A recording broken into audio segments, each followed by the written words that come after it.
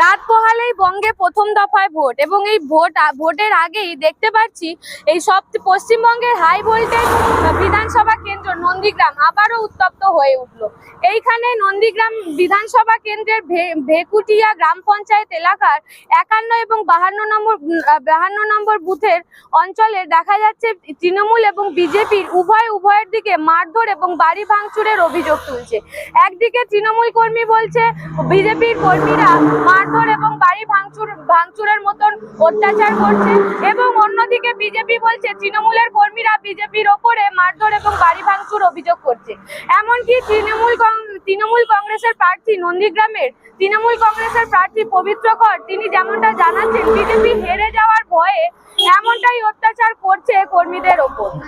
দেখুন, এখানে যারা অপসংস্কৃতি করছে মানে একবারে নিরপেক্ষ যে নির্বাচন সেটা করতে দেওয়াতে ওরা ভয় পাচ্ছে, অর্থাৎ ওদের নিজের পায়ের তলার মাটি সরে গেছে, তার সেটা বুঝতে পেরেই এইরকম ভাবে অবিচার করতেছে, অন্যায় করতেছে, ব্যভিচার করতেছে। তার কারণ ওনারা জানে যে নিরপেক্ষ নির্বাচন হলে ওনাদের পরাজয় সুনিশ্চিত, সেই ভেবে ভয় ভীতি প্রদর্শন করতেছে। তার সঙ্গে প্রশাসনের একটা অংশও এর হাত আছে।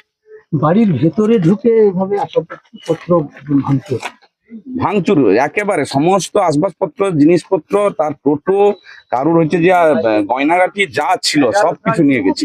লুটপাট, চুরি, সমস্ত যা কিছু করা যায়, যতটা নিচে নামা যায় ততটাই নিচে নেমেছে এবং মায়েদের গায়ে হাতও দিয়েছে।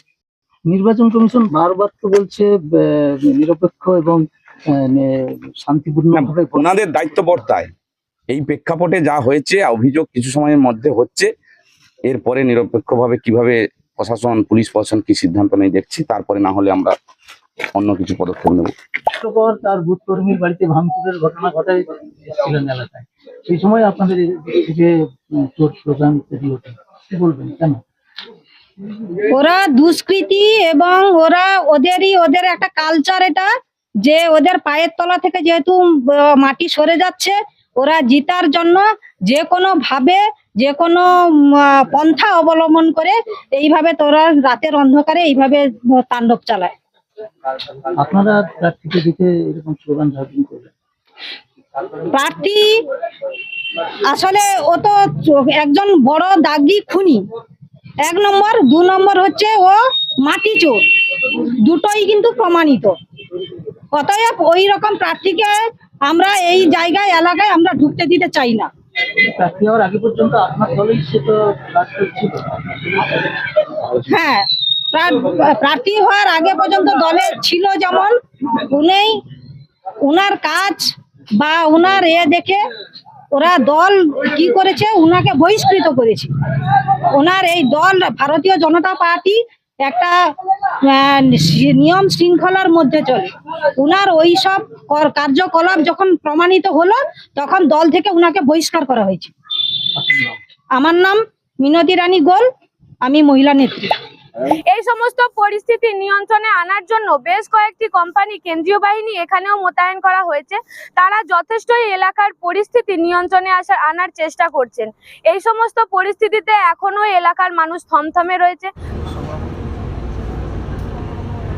কাল 10টা 10 মিনিটে আমি কাজে গিয়েছিলাম। কাজ থেকে ফেরার পর তাকে